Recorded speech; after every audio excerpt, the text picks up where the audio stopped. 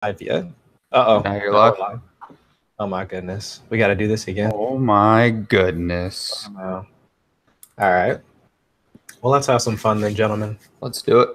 Okay. All right, everybody, welcome back. I'm your host, Chris Allen of the Dynasty Owners Manual podcast. This is episode 15, and we're here with Jordan McNamara of Fantasy Pros, co-host of the UTH Premium podcast, and also author of the Analytics of Dynasty book, which you can get. And before we hop into it, Jordan, first, how are you doing this evening? And can you tell folks where they can get a copy of your book?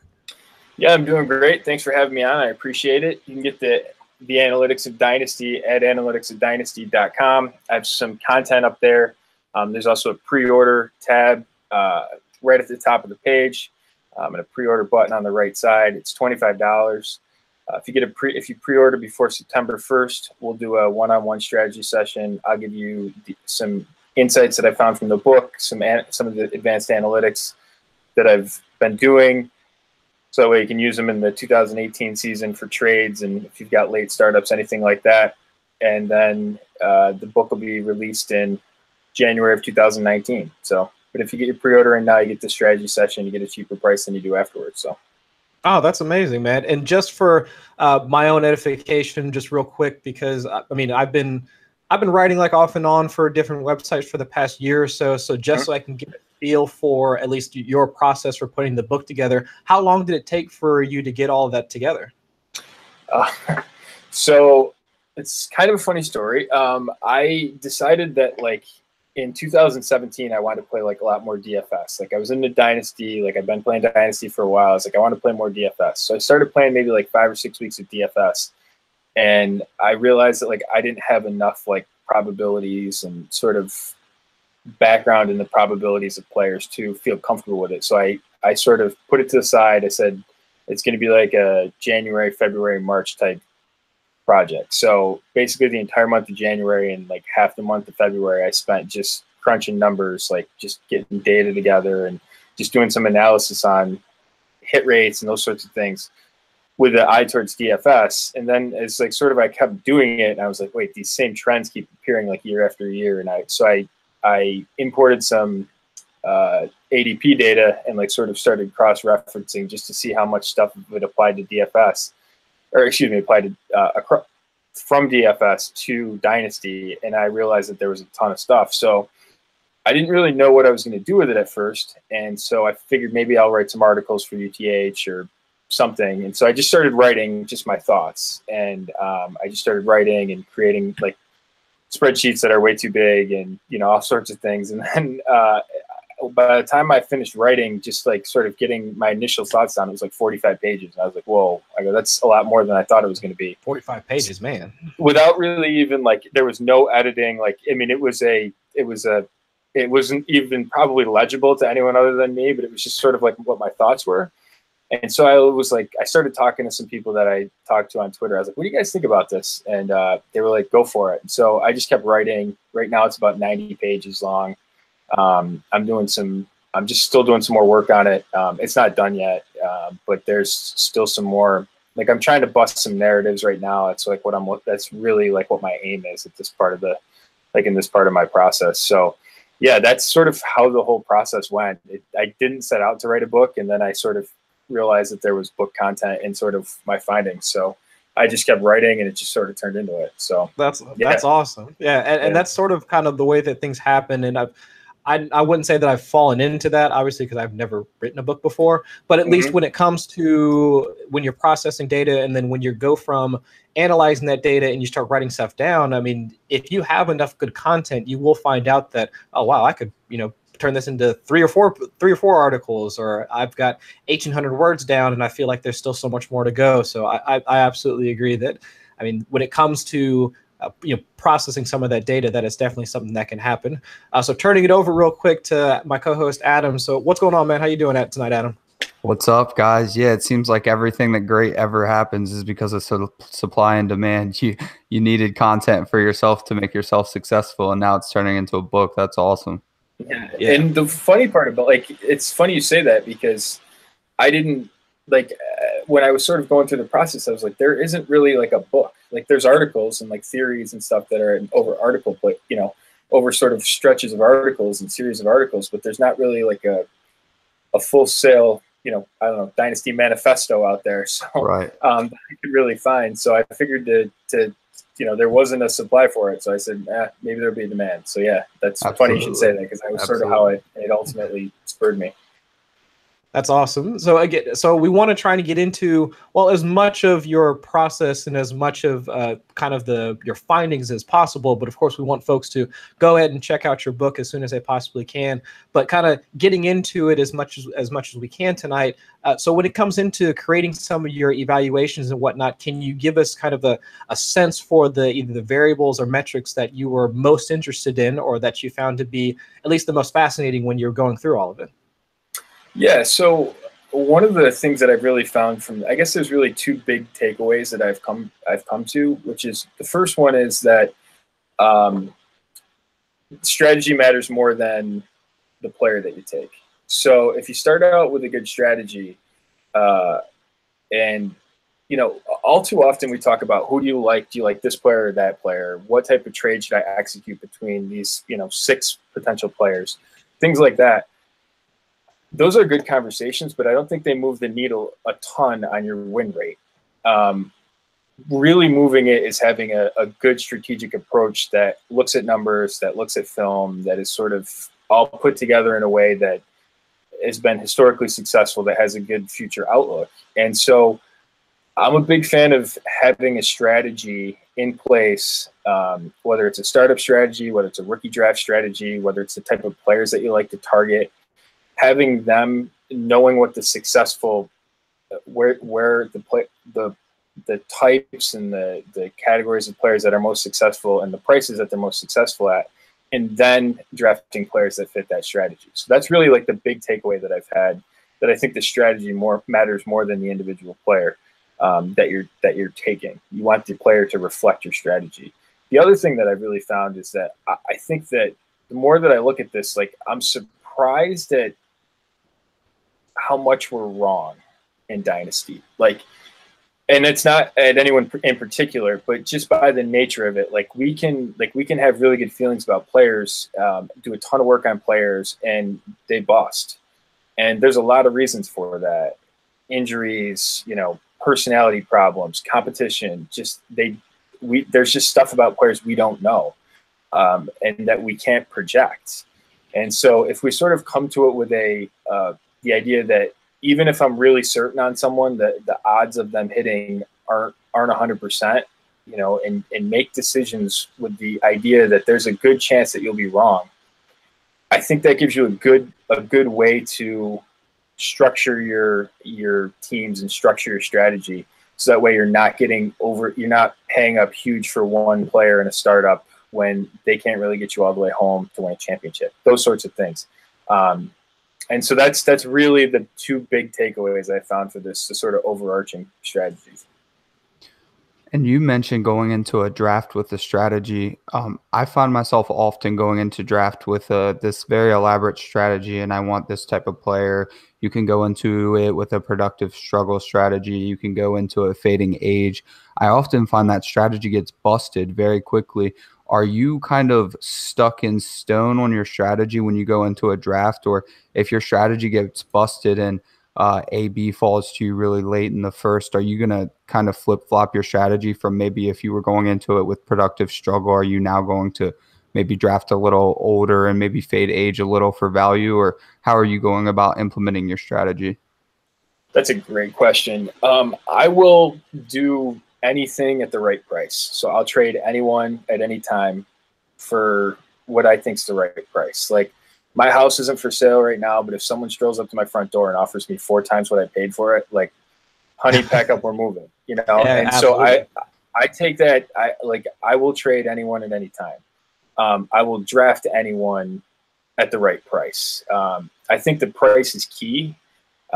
So like the AB thing, yeah, if he fell to me late in the first or somehow fell out of the first round of a startup and I was sitting there and he's the best player, like, I would take him. And then I think it does have to tinker your strategy a little bit. One of the things that I've really found is that the best place in all of Dynasty to get wide receiver is early in a startup draft. So your hit rates are higher than running backs. Your longevity is higher than running backs. For basically the first 3, probably 4 rounds, that's true. And then after that, at almost every other part of the entire startup draft, and rookie drafts, the hit rates lower on receivers. They average less top 24 seasons than running backs do. So I sort of come at it with the idea that I want to nail down receiver early. I will stray from that if circumstances warrant it. But I think now, like this year, it's the perfect year to do it, because you can nail down 4 top receivers in the top 4 rounds of your draft, because everyone's going running back heavy.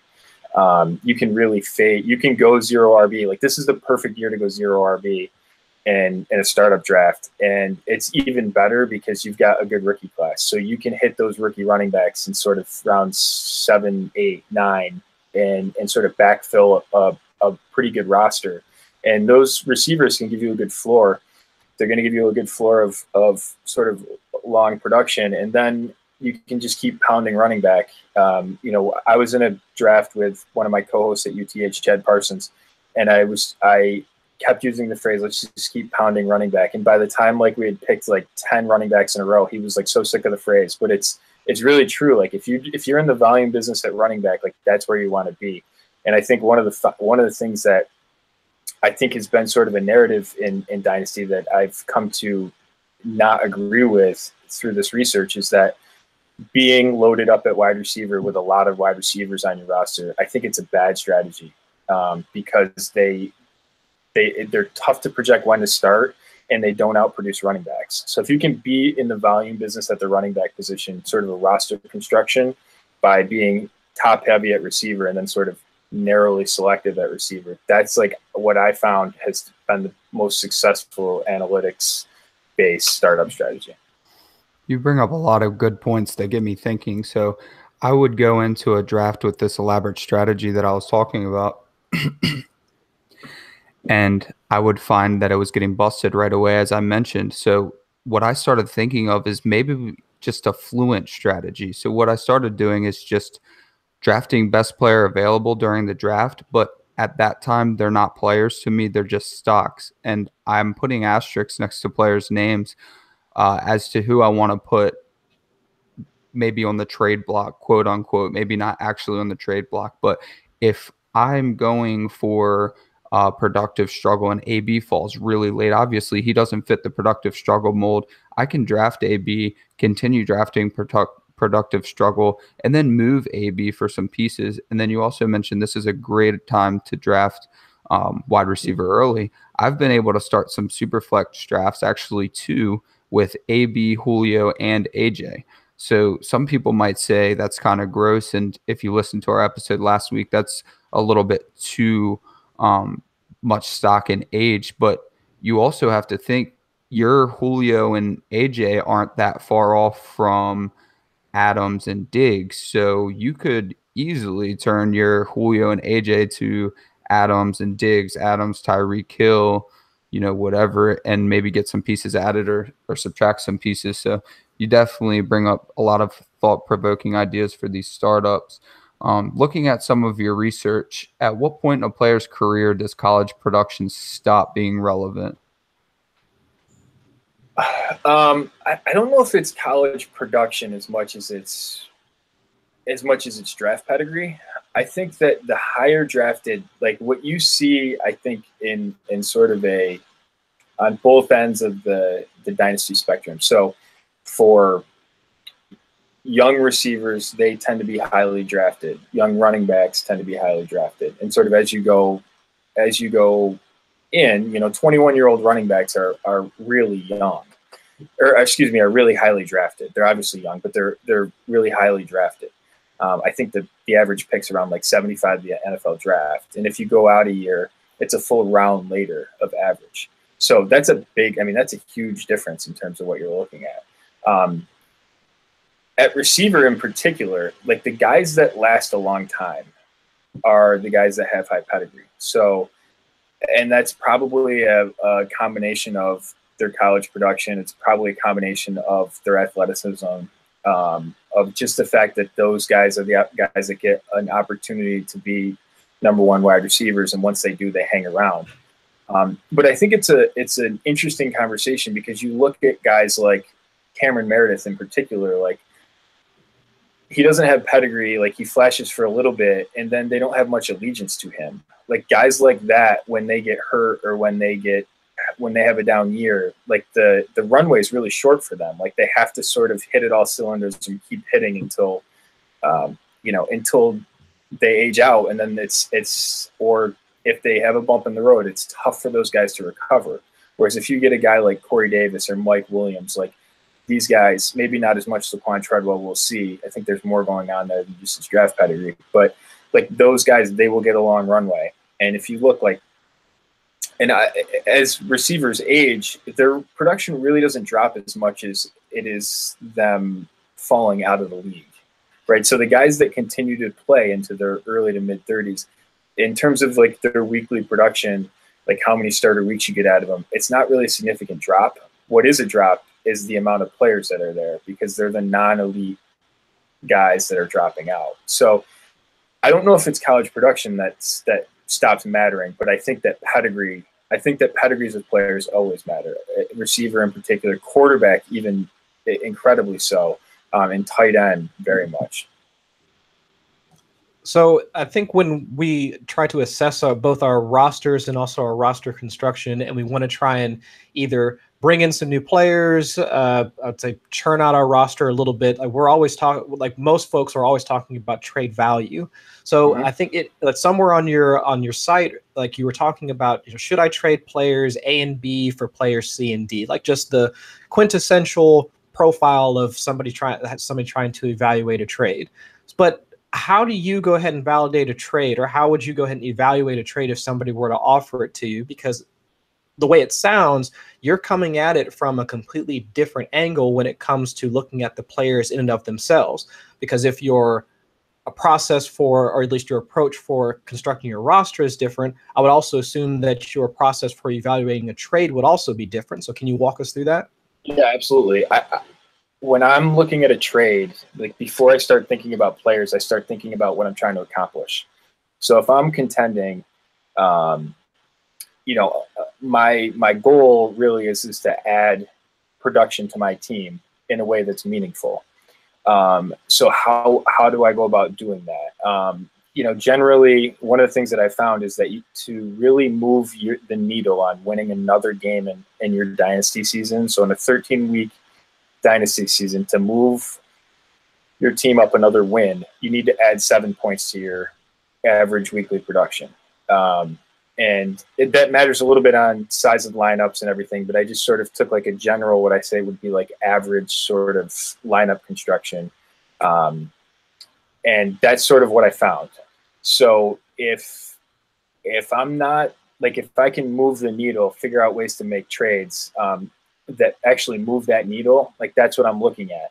I'm not really, I guess on the flip side of that, if there's a player for me that I don't think will make my roster better, or that I have multiple people of sort of the same level and I think one's overvalued, I'll move them off. Even if I'm competitive, I'll move them off for a future pick, because they're not really going to help me they're not really going to move my win rate likelihood. So that's one of the things that I really look at. And I think in making trades, one of the things I've found in this process is that you need to, like, having huge upside is really important. Like, how can I structure a trade that is very, like, gives me, on paper, like, it might not be huge upside, but there's a potential for a huge upside. So for instance, like, is a trade close? If it's close, like, can I get the other person to give me a future first and I'll give them a future second?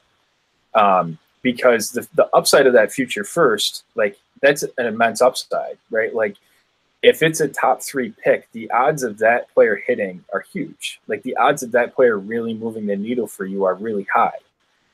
Now, is it possible that picks 112? Sure, right? But having the upside of the pick, like, what's the worst that happens? It's a 1-pick upgrade, right? You trade the future 201 for the 112. Okay, you didn't really get that much, but the upside of it is immense and can really move the needle. Think of like if you had done that 2 or 3 years ago and gotten the 101 this year and it's Saquon Barkley, that is a huge impact. So that's one of the ways that I really look at, try to make trades that have huge, that the high end outcome of them is huge. That's interesting. You bring that up. I just got a trade done the other day that we thought was very close, but the owner asked me, would I swap first with him? So initially I said, well, is it my first? And he said, yeah, it's your first. And I said, okay, is it your first? He's like, yep. I said, yeah, let's do it. So basically you're betting on yourself and seeking out that upside. And I loved that. I thought that was awesome of him. He thought he would finish better than me. I thought I have a chance of finishing better than him. So I attacked the upside, just like you mentioned. It wasn't a second for a first. It was actually a first for a first. So I thought that was very cool. So in talking with trades, how do you value a future pick without knowledge of where the player is going to get drafted or even what players are available due to their commitments or maybe even an injury in the coming season? Yeah, I mean, I think like you can look at the historical value of picks, and basically my data goes back to from 2008 to 2017. And you can sort of look at the general value of picks. Typically, rookie running backs are, in my data, rookie running backs are the most at an even cost between the rookie pick and the startup pick. Are the most productive subset of players between the quarterback, between the running backs and the receivers, basically breaking them down into rookies or veterans. The rookie running backs outpace the rest of them. So if you sort of go in that with that in mind, you know that you sort of always can have a bailout by, hey, if worse comes to worse, I'll be able to just take a rookie running back. Like sort of that's sort of like, hey, if in a break glass scenario, if everything goes poorly, like I'll just take a rookie running back who has some upside. Like that's the type of calculus that I would make. I guess what I would say is like you don't know, what the pick's going to turn out to be or whatever. But if you get a future first, basically the 112. In a standard league, no premiums or anything like that, the 112 basically corresponds to the 100th startup pick. So you're getting a top 100 asset. If you get into the top half of the draft, you're basically in the top 5 rounds of a startup draft. So those top, like if you get a pick in the top, if you can add another top 5 round, a top 60 asset, a top 5 round startup valuation to your team, like that's a huge difference. Like that's a big difference. And so even though like we can't say for sure, like there's a ton of variance between what will happen between now and the 2019 class or the 2020 class, I like to look ahead to sort of have an idea, a gauge, like who I think could be the potential players that are of value. So I sort of have a look ahead on the class, but I think historically the odds are, there's the numbers will tell us that a first round pick will be basically a top 100 asset.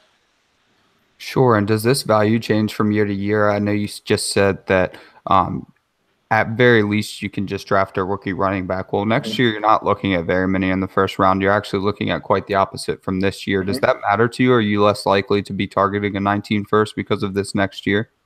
I sort of look at it like I'm looking 2 years down the line. So I have structured a trade. I was in a startup recently where I was like, hey, I was trying to trade down. I was like, will you give me a 19 first? The guy's like, no, 19 first are really, really valuable. I said, well, all right, well, how about you give me a 19 second, and for my cost, why don't you just give me a 2020 first? I mean, it's 2 years from now, he's like, yeah, I'll do it. So like the upside of that 2020 first, like that's immense. Like that, if that is what I project to be a really good running back class, like that is a massively upside pick. Like that's what I'm sort of talking about, like a huge upside sort of trade for me. I didn't give up a ton in my movement in that trade. So, and I like to be in the volume business of picks because historically they're pretty good and it gives me a lot of flexibility during the draft. So I think if you can sort of do both of those things, it's a good, whenever you're trading, that's the type of process that I like to go through in terms of acquiring picks. Yeah, I agree. I try to acquire as many picks as possible in season, playing off of high weeks or high stretches of weeks for players that I don't really evaluate to be as good as their scoring. But I often don't end up making those picks by the year. I usually end up getting too impatient and selling off those picks. So we're going to take a break right now, and we're going to talk about our buddy Addison Hayes for a second. He's just absolutely killing it on ffstatistics.com. I mean, I use it for everything. So every week we do FF Statistics trivia. I'm going to tell you about myself as an NFL player, and you're going to tell me which player I am. I have a feeling I'm going to disappoint myself this week, and you guys might actually guess it, but we're going to find out. So we'll see.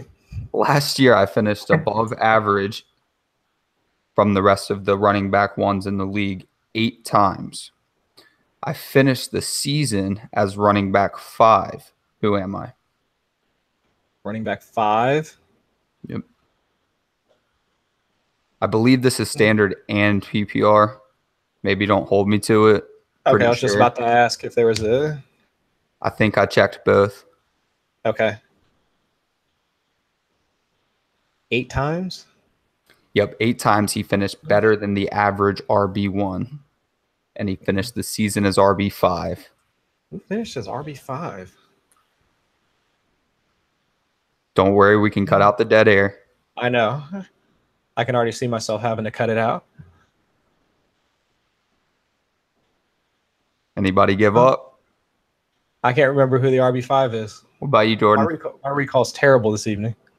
My recall's terrible too. So say that again. Better than the RB. He's basically finished 8 times.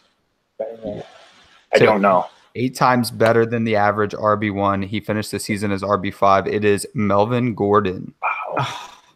Melvin Gordon. I love me some Melvin Gordon, man. But yes, sir. Before we get back into it, Chris, you have an announcement for us.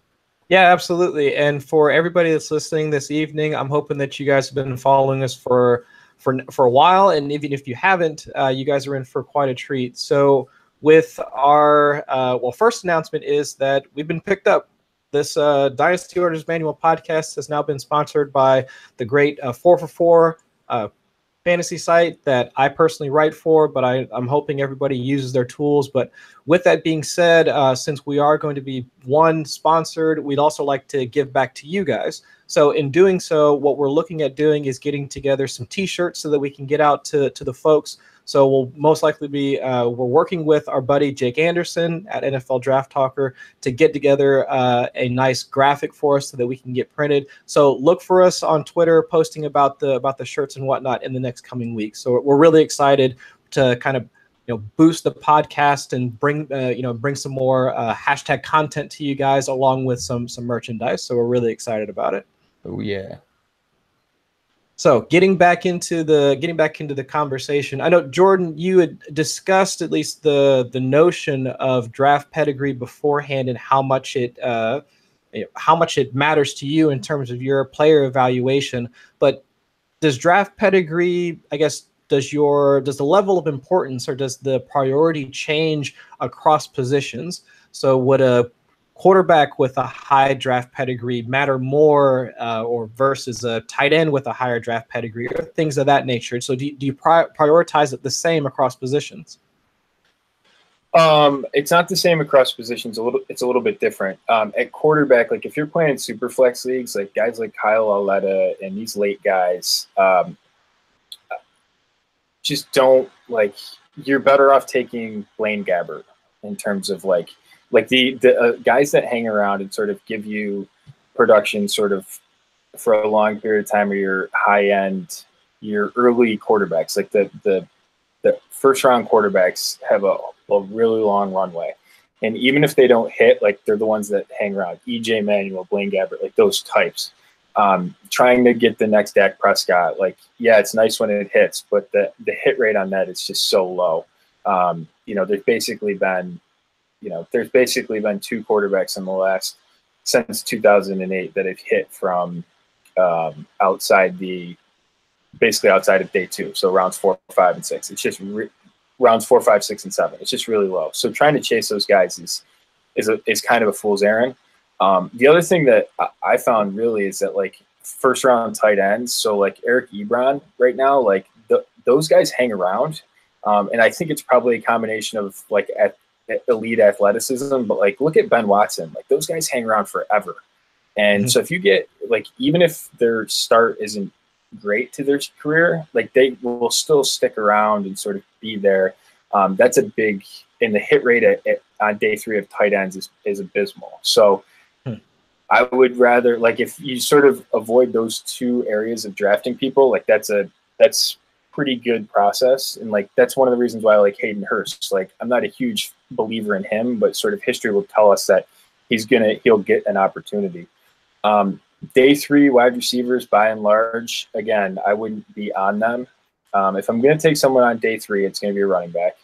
And I think that like, that's really where, you know, I like to be narrow at receiver generally. Like there's a big drop off between basically the hit rate for round 2 wide receivers is 30%. And then the drop is to 15% from round 3. So that's a big steep drop. And then it falls off the table after that. It's really minimal outside of the 3rd round. So day 3 wide receivers are really tough to hit from. So I like to sort of think of those things as I'm making selections on players, sort of like talking about like what the strategy is and how it informs my process. Like that, like having those things in mind when you're trying to structure trades or when you're trying to figure out who to draft, like keep those hit rates in mind. And like the 3rd and 4th rounds of your rookie drafts should be running backs or tight ends that are falling, or even like Josh Allen. Like I'm not a Josh Allen fan by any means, but like the hit rate on 1st round quarterbacks is 30%. As starters over the past 10 years. And there's been some solid busts in there. Actually, excuse me, it's 52%. So there's a big hit rate there. It's also a big miss rate. But if you're getting that at like 4.10 in a rookie draft, like, yeah, like absolutely. Like even if he's a bad round 1 quarterback, he's still got, you know, 2 or 3 times the potential, 2 or 3 times the likelihood that the rest of those guys at those positions will have in that range. Right. And I was gonna ask about Josh Allen, and we were just kind of talking about him off air before the show started. And yeah, I just dropped a piece on 2 QBs when they're 32 for 32 series. And yeah, I'm struggling to see how all of this is going to come together for Buffalo. But like you just said, with his draft capital, I'm just having a hard time seeing how he's not going to wind up on the field at some point, unfortunately. But regardless, it does seem like his value, at least presented, does make some sense for folks to go ahead and pick him up. Also, the same thing for, like you just mentioned earlier, for Hayden Hurst. I'm not sure, again, how that situation is going to unfold with also having Mark Andrews on the team, but it does seem to make sense that the draft capital used in order to acquire him and also his pedigree, it does make some sense that you should value him a little bit more. So in other situations that I know a lot of folks are now having these sort of conundrums when it comes to the running back position, we've got 2 key situations that folks are looking at for at least the 2018 season. We've got the running back situation in Seattle, and we've also got the running back situation in Denver. So based off of draft pedigree for both Rashad Penny and Royce Freeman, I mean, can you help us tell a story as to how you see their respective seasons kind of shaking out from that aspect? So 9 of the 20 running backs drafted in the 1st round since 2008 hit for top 24 seasons in round 1. Like, or in year 1. Like, that's pretty good. 90% of those guys have hit for a top 24 season. The 2 misses, David Wilson and Donald Brown. David Wilson with the injury and Donald Brown just was a bust. But by and large, like, you will get a starter season out of those guys. For round 3 running backs like Royce Freeman is, 6 of 25 have hit in year 1. Their hit rate has been 56% have hit for at least 1 starter season. I think that, like, if I had to pick between the 2, I'm a big fan of Royce Freeman. I think that history will tell us that Penny's probably the better odds, just from a historical perspective. But you can sort of, like, the history and all the analytics matter to a degree. But I think also having, filling it in with what we know about the players, and that is also important. So I'm a bigger fan of Royce Freeman. Royce Freeman would be my 104, and I would pass on Penny over Royce Freeman. But I do that sort of there's more to it than just like I like Royce Freeman a lot, and I think some of the other metrics outside of just draft pedigree really point to him being a successful profile in terms of how much of a well-rounded running back, receiving back, and athlete he is. It points to him being a really high floor player. The people in his sort of stratosphere hit for 3 seasons. So when you sort of think about that, I like him more than Penny just from all of those things combined, but that from a draft pedigree perspective, Penny's the better bet. So I want to go back and take a step back for just a second and talk a little bit more about Hayden Hurst and Mark Andrews. So pretty much anybody that was doing any sort of evaluation this offseason, they actually had Mark Andrews pretty high. I mean, some people had him tight end too, even before Dallas Goedert went to the Eagles, and then Gesicki got a nice landing spot. You might have had Mark Andrews at 1. So he goes in the 4th round. Hayden Hurst goes in the 1st. And what you've seen on Hayden Hurst, he's extremely talented, but he's older, not nearly the college production. And the only thing I can really point to is maybe his ability in the blocking game, or perhaps more well-rounded, less of a receiver than Mark Andrews. So how does that work out for you from an analytics perspective when you look at these 2 players on film? And Mark Andrews, to me, is significantly better. Is this a situation where maybe you still want Mark Andrews? Maybe he's the receiving upside and Hayden Hurst ends up being just, the NFL player that doesn't translate to fantasy. Could that be the case here? I think generally, tight end drafted in the 1st round hit. Basically, there's been 8 drafted since 2008. Right now, it only shows it's 50%. That's because David Njoku and O.J. Howard haven't hit in their 1st year. But so that number is probably going to go up. That should be. I expect them both to hit as top 12 tight ends at some point in their career. So that's a really high level of production in what you'll get from them. Andrews is lower, so I expect that Hayden Hurst will have fantasy relevance. I don't know if it's the relevance to finish as a top 3 tight end, but yeah, I expect him to have relevance, and especially if you're in like a 2 tight end league, like a guy with a long stable floor, like you would project him to have over his rookie contract. Like he's not going to get caught. Like he'll be involved. Like he's going to get opportunities. Like that's a good historic bet, especially at his cost. Mark Andrews, I'm a huge fan of Mark Andrews' tape, and I'm not solely like a numbers guy. Like I look at the tape, I watch Mark Andrews. Like I love Mark Andrews at Oklahoma. 26% of round 3 tight ends. He was a round 3 pick at 86 overall. 26% of them hit. I think it speaks to me.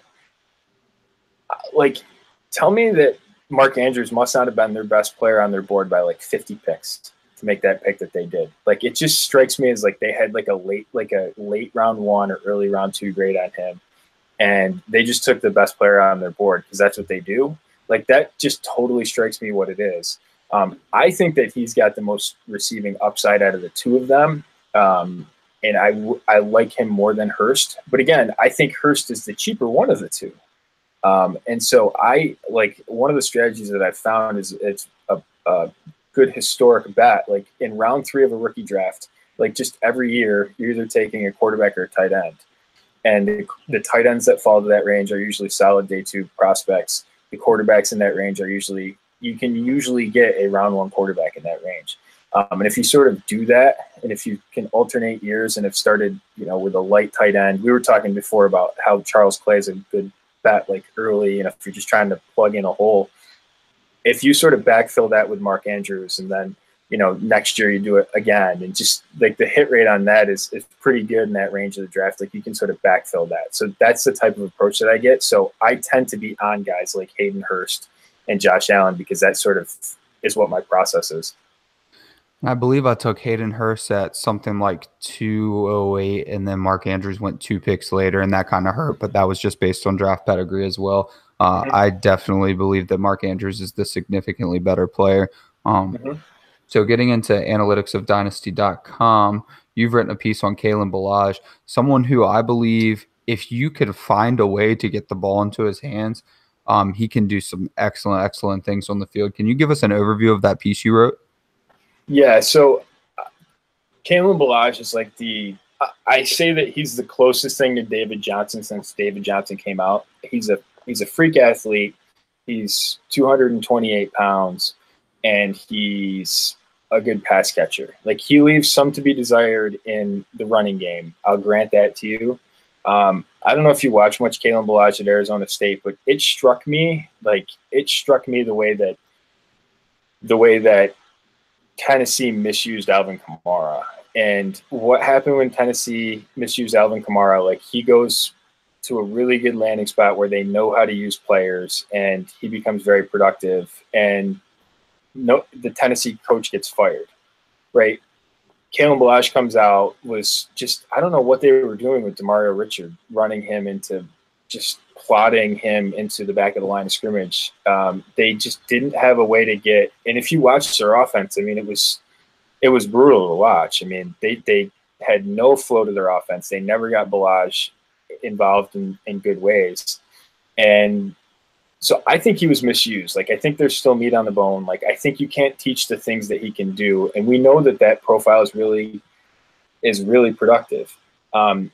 If you look at running backs drafted, and I think that the market matters. Like, I'm not a slave to ADP in the sense that, like, I won't just, oh, this person's the highest in ADP, I'll take him. But I think the market will tell you a lot of things about sort of what type of players are there. So keeping that in mind is sort of a historical basis on players. Like, if you look at two running backs that weighed more than 215 pounds and that were drafted in round 2 of rookie drafts, right? Just those two things. Since 03, there's 10 of them.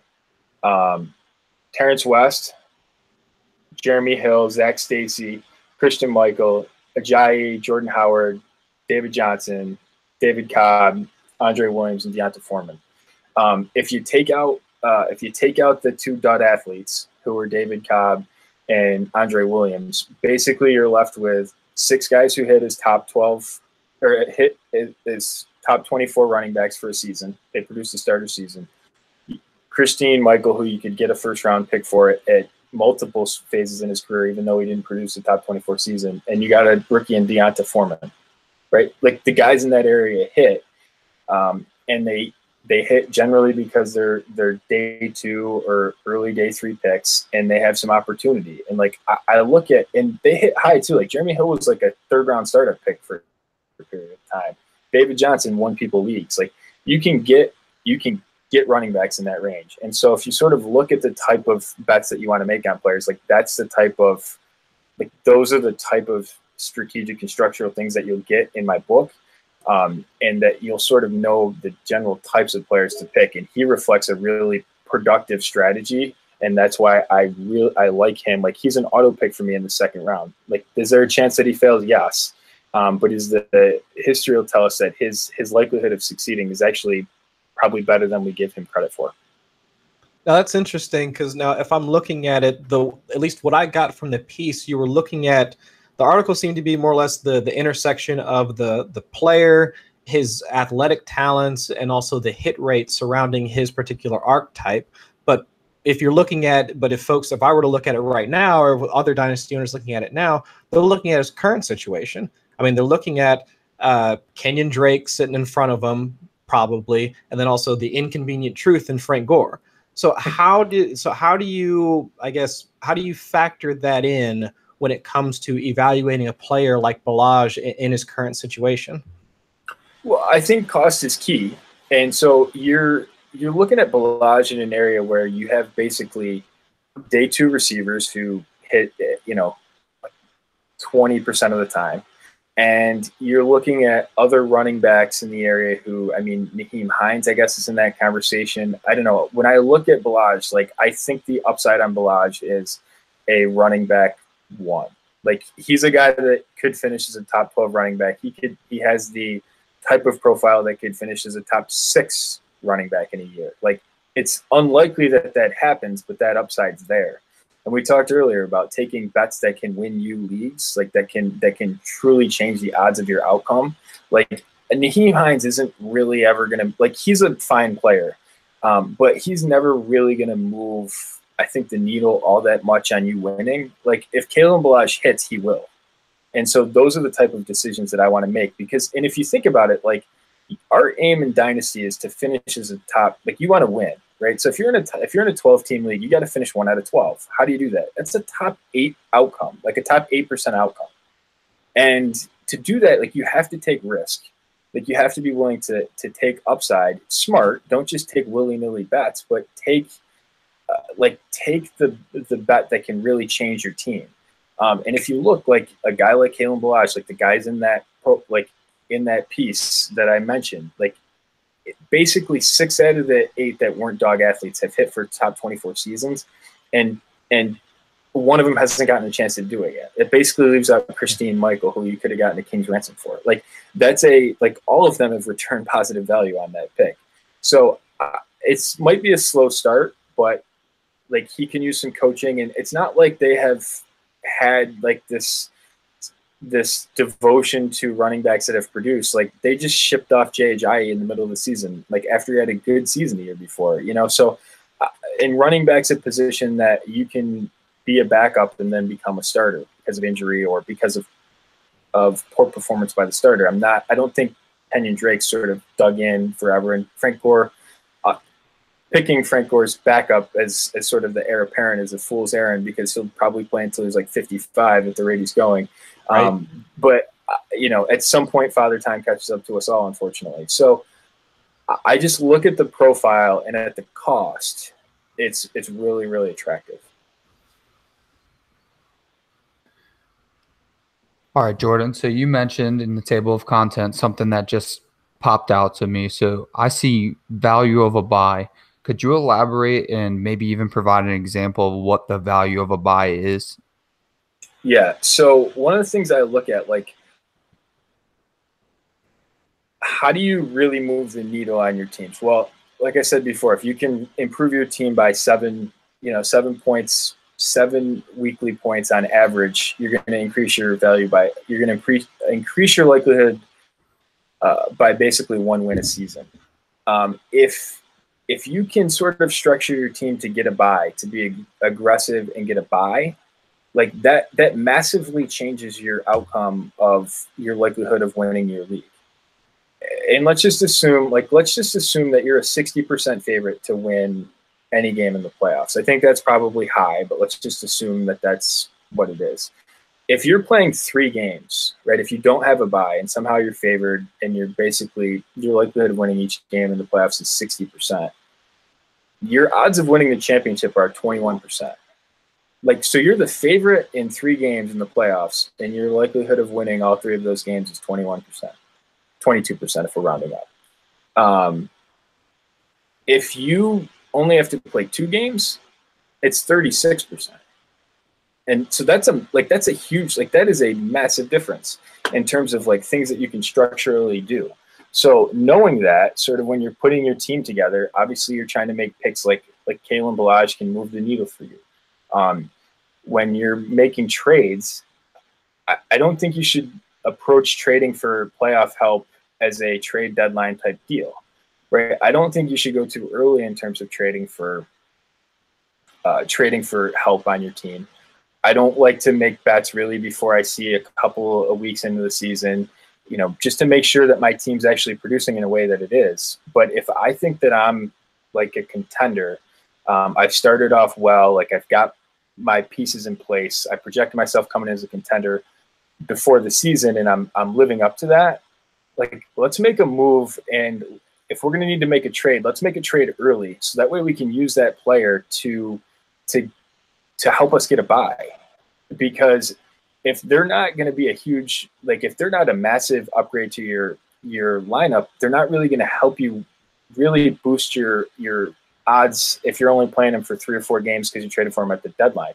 But if you're playing for them 8 games in the regular season and they can help you win another game or 2, and that gets you a bye, like, that really moves the needle on your likelihood to win. So sort of that, I think that's like the most significant thing you can do is try and get a bye.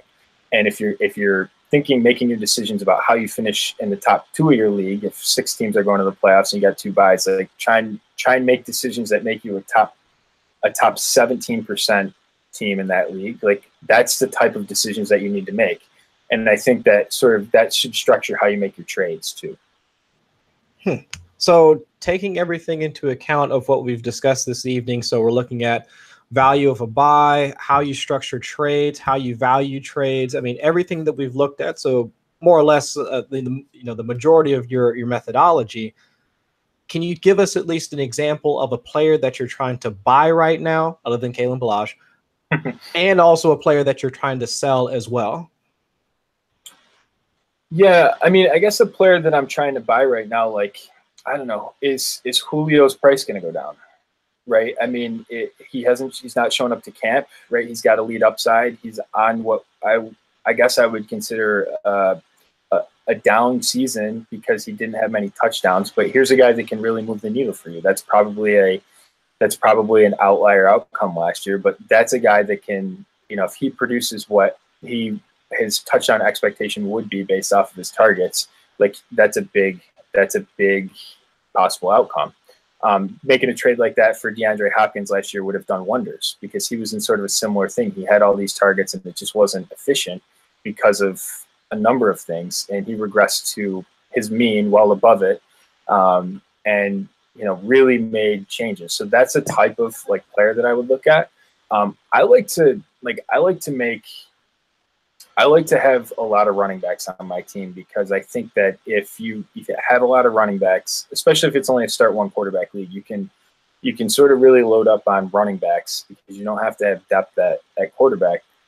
And taking, if you've got a 25-man team, taking 11, 12, 13, 14 running backs and making them, even if like 5 or 6 of them are backup running backs, like there's a good shot that 1 or 2 of them will hit based on the historical injury rate of starters, that they will hit. They will give you weeks to start them and be clear-cut starters for you. Like those are the type of players that I'm looking at. So in particular, like James Conner, like I had him a ton in rookie drafts last year. I'm holding on to him right now. If I can, I think probably adding him is too tough right now, but like he's a player that I really am invested in from my sort of strategic point of view. And as well, like Peyton Barber. Like Peyton Barber is, I'm not a big Ronald Jones fan. I don't think Ronald Jones metrics point to him being that successful of a player. And you look at a guy like Peyton Barber who can step in and give you, top 18 production in a week. Like if Jones is out or if Barber's going to be the starter, like he's the type of player that can be a plug and play guy. And you will know that going in, it's an easy start. So those are some of the players that I'm doing. I don't make a ton of trades just to shop for old veterans. But if you can get a discounted one, that's the type of trade that I'm in. Also from like a historical perspective, like a guy like Mike Williams or even Josh Doxson, like the analytics would tell you that they are that their odds are pretty good of hitting, even though they haven't done it yet. And I think the market soured on them. So if you can just play the patience game, play the long game on people, and like they have the type of profile that can hit and hit well for an extended period of time. All right, so wrapping up for this evening, Jordan, again, we thank you for your time. And before we get you out of here, I like to ask the guest to give at least both Dynasty, like first-time owners and also some savvy owners, would you give them any, I guess, parting advice before we get you out of here? Yeah, I guess my parting advice would be, like, have a strategy before you go in, whether it's a draft. Think about what you want to do and how that your strategy might be different than mine, but think about how what your overall strategy is and how the players that you're going to, like what players are going to reflect that strategy. And if you do that, I think you're better off, you're more focused, you're sort of more narrowly thinking about how to go about accomplishing your goals. And there's a lot of noise out there. So if I can be sort of very narrowly thinking about my strategy and how I'm going to get players to fit it, it'll sort of cut down on a little bit of the cluster. And that's one of the key things that I try and do in my process. All right. So again, Jordan, again, we thank you for coming out. I would assume that everybody is following him on Twitter, but if not, where can they find you at? Yeah, you can find me at McNamara Dynasty on Twitter. And you can find me on the premium podcast side of uthdynasty.com, and also go to my website, analyticsofdynasty.com. There's some articles there. You mentioned the Ballage article. There's a couple of tributes to Rob Gronkowski and Arian Foster as well. You can pre-order the book, $25 before September 1st, and you can get a one-on-one strategy session. I've got some of the numbers we talked about. I got a bunch more that we can talk about sort of in a one-on-one setting, so it'll give you an edge up on your leagues. Absolutely. So I'm hoping folks will go ahead and take advantage of that before the start of the 2018 season. And without anything else going on this evening, Adam, what else we got for the folks tonight?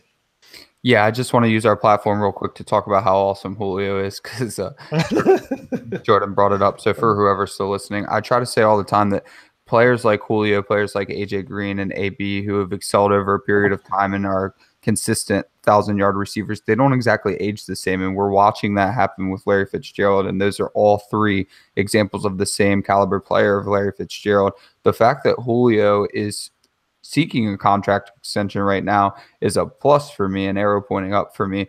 But to a lot of people, this might be the straw that broke the camel's back. Last year, everyone thinks he had a down season because the touchdowns were down. They will ascend back to the mean this year. He's due for positive touchdown regression. But players said, okay, it's Julio, I'll hang on.